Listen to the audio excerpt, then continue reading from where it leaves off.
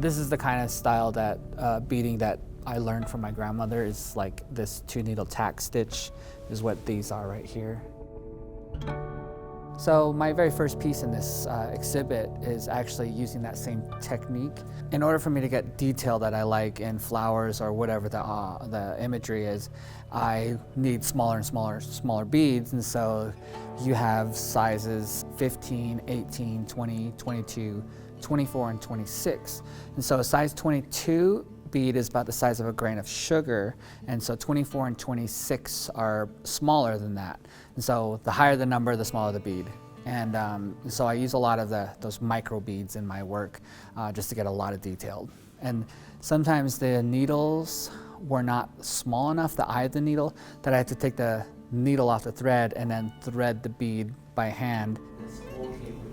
I feel a little funny about talking to students who are actually learning about design. It's also kind of a learning thing for me too. When people ask questions, then it makes me really think about what I'm saying and what I'm doing in real life and put it into words that people can really understand and translate how and why I'm doing what I'm doing and where all the inspiration comes from.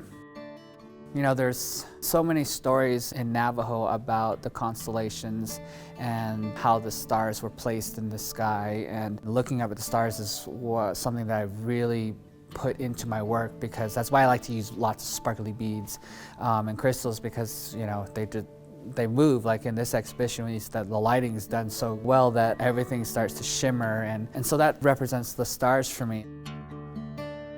So this piece, basically about walking through a flower garden just after it rained.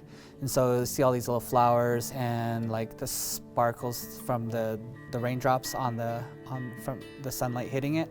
So when you walk through here, you can see like little sparkles here and there, and the little flowers are all hand cut.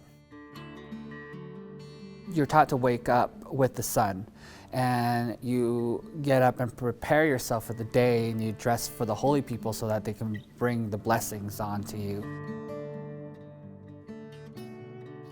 So, but yeah, you can see there's a lot of movement in there. Some of them I think are like 16, 12 inches long. And this is inspired by the cactus flowers, so the coloring is really coming from the prickly pear. So that's where the inspiration for some of this design comes from.